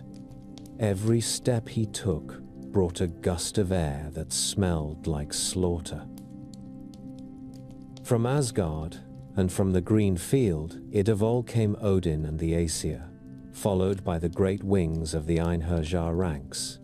Their banners snapped in cold wind, their horses snorted, their armor clinked and thudded in rough time with their hearts. All of them were heading toward the same wide space, drawn as if by lines carved long ago at the Well of Urd. At first there was no sound on Vigrid but the wind. It moved across the flat land with a steady, dry rush, stirring ash where nothing yet burned, bending the few dead grasses that still clung to the soil. The plain seemed to stretch forever, an empty stage under a sky that had forgotten the sun and the moon. Above, the black vault loomed, lit only now and then by the faint glow that leaked from Muspel and by the dull shine of steel and scale and armor. On one side of that immense space stood the hosts of Asgard and of Valhalla. Odin sat on Sleipnir at their head, his one eye hard as flint. Around him the Aesir stood in their ranks, bright with gold and silver and iron that no longer promised safety. Behind them, in ordered lines, waited the Einherjar, the slain warriors of many ages, shields overlapping, spears angling forward like a forest turned to metal. On the other side, the giants and the dead gathered beneath tattered banners. The hull of Naglfar had been run aground like a beached whale, its decks crowded with frost giants and grim shades. Jormungandr reared at the edge of the flooded plain, his massive coils heaving in the dark water. Fenrir loped along the flank of the host, his shoulders higher than the tallest hall in Asgard, his fur thick with old frost and dried blood. From behind them marched the fire giants of Muspel, with Surt towering above his warriors, his burning sword held low so that its light threw monstrous shadows across the ground. For a heartbeat or two, all these forces faced one another without moving. It was as if the universe itself held its breath. Then Odin lifted Gungnir. The spear that had never missed, the weapon that had been forged in dwarven forges when the world was young, rose straight and bright in his hand. He spoke words that the skalds did not preserve, but that the ravens would remember. Then, with a shout, he drove Sleipnir forward. The host of the gods surged after him. Hooves struck the hard ground. The clang of armor and the rattle of mail rang out. War cries in many tongues rose together. A rough choir of men who had learned in life to love the moment when battle finally comes and waiting ends. The enemy answered. Giants bellowed and beat their shields with axe hafts. Hell's dead marched forward with the slow, steady step of those who no longer fear wounds. Jormungandr writhed and opened his vast jaws, spewing venom that hissed when it touched the earth. Fenrir broke into a run, each stride earth-shaking. When the two hosts met, the sound was like a mountain falling on a mountain. The sagas do not give us every detail. They do not list each clash of shield against spear, each shout of alarm or victory. They point instead to certain points on the field, bright knots where the greatest forces met, and they tell us what happened there. Odin rode straight toward the wolf. He had known this meeting was coming since he sat under the hanging bodies in his own hall and listened to the prophecies of the dead. He had seen glimpses of it in Mimir's well and in the runes he tore from the world tree. Still, the knowing of a thing is not the same as standing in front of it. As he approached Fenrir, the wolf seemed to grow with every pace, his shadow spreading like spilled ink across the plain. The god held Gungnir leveled. His ravens wheeled above him, uncertain where to land on a field where so much flesh would soon lie.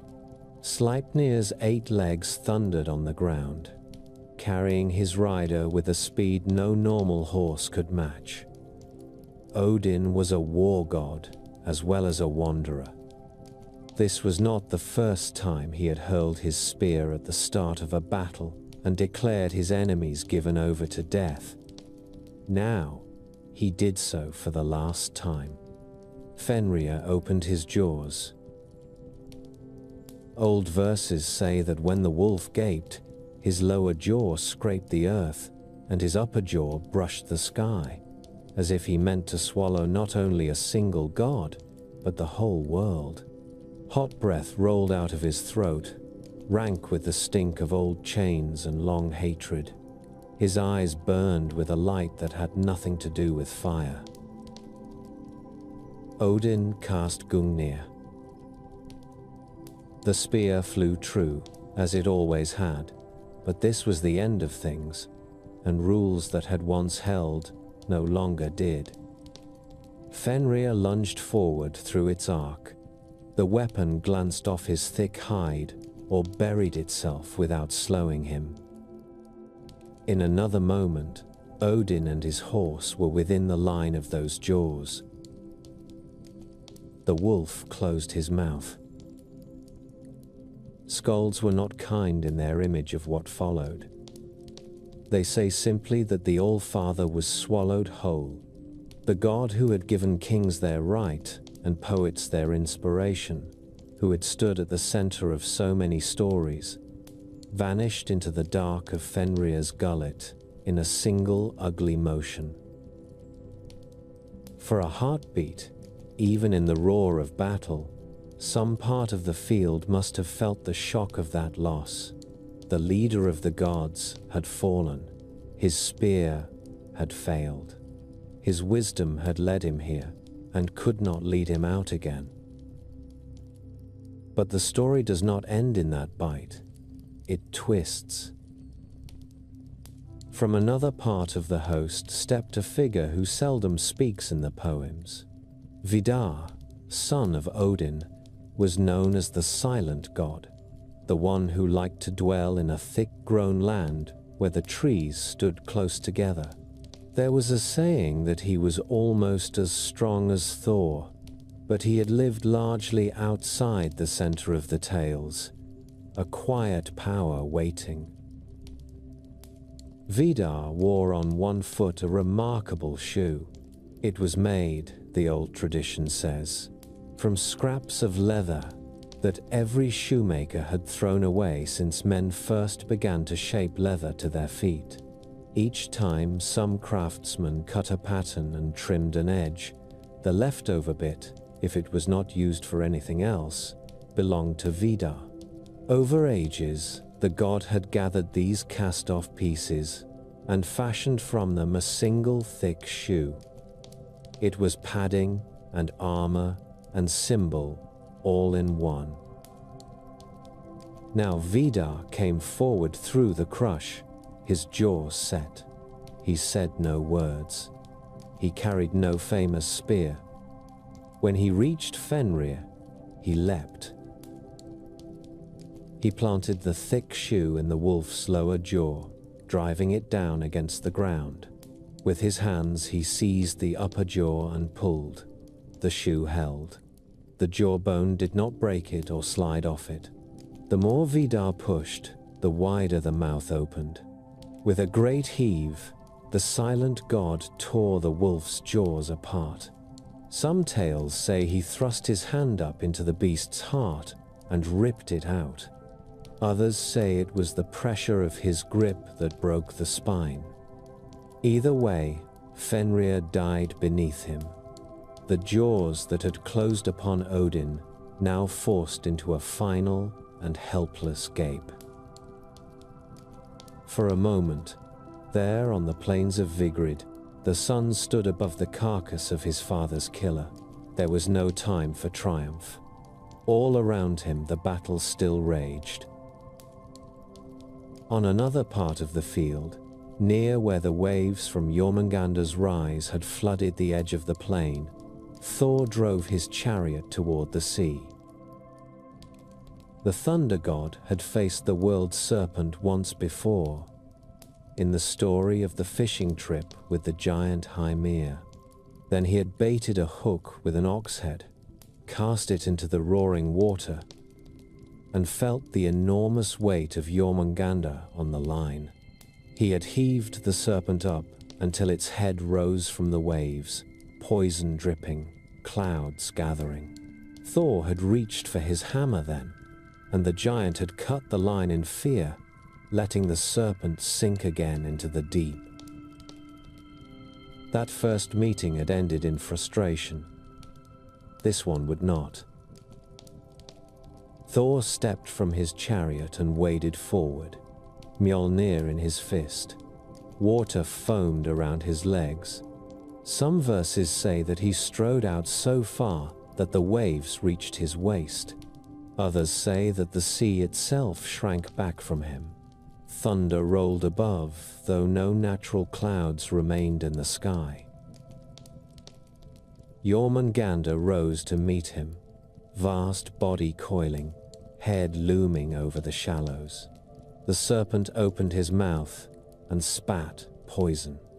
It blasted across the field in a thick green haze, hissing where it touched armor and skin.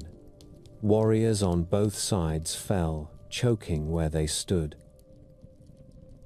Thor lowered his head and walked into it. The venom burned his skin and lungs, but he kept going, each step a deliberate act of will. Mjolnir felt heavy in his hand, but when he raised it, the hammer still moved, as if it preferred to fight rather than rest. With a shout that cut across the rattle of the battle, Thor hurled the hammer. It flew through the poisoned air and struck Jormungandr squarely. The impact shook the plane. Lightning lanced outward from the point of contact. The serpent's skull cracked. Its coils thrashed, smashing ships, crushing giants and men alike. For a long, breathless moment, it seemed as if both combatants hung poised between life and death. Then Jormungandr fell. The great body crashed down, its tail beating the water in final spasms that raised waves higher than any storm had ever done. Poison continued to seep from its jaws and scales, spreading over the field. Thor staggered back. He called Mjolnir to his hand, and it came, but more slowly than usual, as if distance had grown longer in this last age. He took 9 steps away from the fallen serpent. On the 9th he stopped. The venom that had seeped into his body took him then. His legs failed. The hammer slipped from his fingers. Thor, protector of Midgard, god of thunder and storms, fell dead on the field he had saved from the coils of the world serpent. Elsewhere, Tyr met Garm, the god of law and binding oaths, who had given his hand long ago to the jaws of Fenrir, now faced another hound whose chest was stained with blood. There is less song about this meeting, but the old texts are clear on its result. Tyr and Garm fell upon one another and tore at flesh and armor both, and neither walked away. The god who had accepted pain to keep a promise died in a struggle that no law could prevent. Freyr rode forward on his shining boar Golinbursti, the creature's golden bristles casting light in the gloom. He carried in his hand not the legendary sword whose loss he would now regret, but a lesser weapon. In some tellings, an antler torn from a great stag. He faced Surt, who strode at the head of the fire giants like a walking brand. Surt's sword blazed more brightly than anything else on the field. Its light cut through the darkness, reflected in the eyes of men and beasts, drew shadows out long and thin. He swung it once, twice, and whole ranks of warriors went down. When he and Freyr met, it was like the meeting of summer and a forest fire.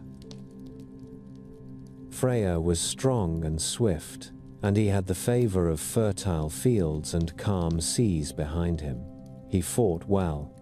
Old lines hint that he might have had a chance had he still held the sword that once moved of its own will. But bargains made in youth cannot be unmade on the last day. Surt's blade found him. The god of prosperity and peace fell before the Lord of Fire. In that moment, the last hope of holding back the final burning died. Heimdall and Loki also found each other in the chaos. The watchman of the gods, whose hearing was keen enough to catch the grow of grass and whose sight was sharp enough to see far into the distance, faced the trickster who had once moved freely under his nose. Their story had always been one of warning and intrusion, horn and hidden footstep. Now there was no secrecy. They fought openly, and neither yielded. In the end, the sources say, each dealt the other a mortal blow. Heimdall fell with the knowledge that he had done his duty to the last. Loki fell with the taste of his own bitterness on his tongue, the ruin he had helped cause finally taking him as it took the others. All across Vigrid such meetings unfolded. Gods whose names have faded from our memory found their foes and died. Giants who had brooded in caves for ages at last spent their stored-up anger. The Einherjar fought as they had practiced in Valhalla. But this time, their wounds did not close at dusk. Spears pierced, blades cut, flesh tore, blood soaked the ground until the plain that had seemed bare at dawn was a red and trampled field by whatever light still remained. Through it all, the world tree shook. Yggdrasil groaned as if each branch bore a new and terrible weight. In its roots the dragon gnawed with renewed fury. The Norns watched from their well, their work of watering and tending now a gesture of respect rather than a real hope of preservation. Above them, the bridge that had once linked Asgard to the lower worlds lay in shards, its bright colors scattered like fallen leaves. Then Surt lifted his sword high. He had killed and burned enough flesh. Now his role widened. The blade that had shone brighter than any sun rose against a sky that held no lights at all. When he brought it down, it was not upon a single foe. It was into the world itself. Flame leapt where the point struck. It ran along the ground like oil fire, but there was no water that could quench it. The blaze climbed trees and licked at mountains. It flashed along the branches of Yggdrasil and curled around the trunks of the forests of Midgard. It leapt to the shattered pieces of Bifrost and turned their prismatic fragments into sparks. Fire spread into the halls of gods and men alike. Roof beams that had held feasts and judgments for centuries went up in moments. The longhouse and the palace burned together. Heat rolled out in waves that turned air into a shimmering curtain. Under that fire, the very earth seemed to shift. Mountains sagged and sank. The seas boiled where the flames touched them. The land buckled. The old poems say that the earth would sink into the sea, that waves would close over it, and that only ash and steam would remain for a while where so much life and story had once been. For a time there was only fire and water and the sound of things breaking. Surt's sword had done its work. The flames that leapt from its edge spread over fields and mountains and the very branches of the world tree. Seas rose boiling to meet them. The plain of Vigrid sank beneath waves that hissed and steamed. Halls of gods and halls of men alike collapsed into smoke and foam. Then, even the roaring quieted. What remained was a wide stillness, heavy and deep, as if the world had been dropped into a dark pool and all movement had gone down with it. Long moments passed that were not counted in days or years. The sky, if there was a sky, had no lights. Out of that stillness something moved. From the water a new earth rose, green and fresh. This is how the old poems say it. The land comes up again from the sea, not as a charred ruin, but as a place washed clean. Valleys open where there had been plains. New mountains lift their shoulders through mist. Grass spreads over slopes that have never known footprints. Streams run clear along paths they carve for the first time. Above this new land a light appears. The sun that Fenrir devoured is gone, but she had a daughter before the end, young and bright. Now that daughter takes her mother's place in the sky. She moves in a course that feels both familiar and new, shining on leaves that glisten with fresh water, on hills with no graves, on shores without ships. In that light, some familiar figures walk. The gods are not all gone. Vidar, who tore the jaws of Fenrir, and Vali, who avenged Balder, come together on the new plane. The sons of Thor appear as well, Modi and Magni, and with them they carry Mjolnir, which has survived the fire and flood. In time, Balder himself steps forth from the realm of Hel, and with him comes Hodra, no longer cursed by the blind throw that Loki guided. The two brothers are reconciled in this brighter age. They find a place called Idavol again, a field where Asgard once stood. There they build new halls. One of these is Gimle, fairer than any structure the gods had known before, with a roof of gold that will never tarnish. Another hall, filled with music and plenty, waits for the good among men. As they walk this renewed world, the gods look out over empty meadows and young woods. Somewhere in the shelter of the world tree, two human figures stir. They are called Lif and Lifthrasir, life and lover of life. They had hidden within the wood through the fire and the freezing, feeding on dew and leaves, while death raged above them. Now they step out into the new dawn.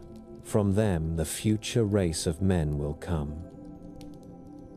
The old sources do not agree on every detail of this rebirth. Some of the hope here carries the scent of later Christian thought, written down by men who knew of resurrection and a golden age to come. Yet even if such hands helped shape the end of the tale, there is also something deeply Norse in it. A world that began in violence does not finish only in ruin. After fire and flood, grass still dares to grow.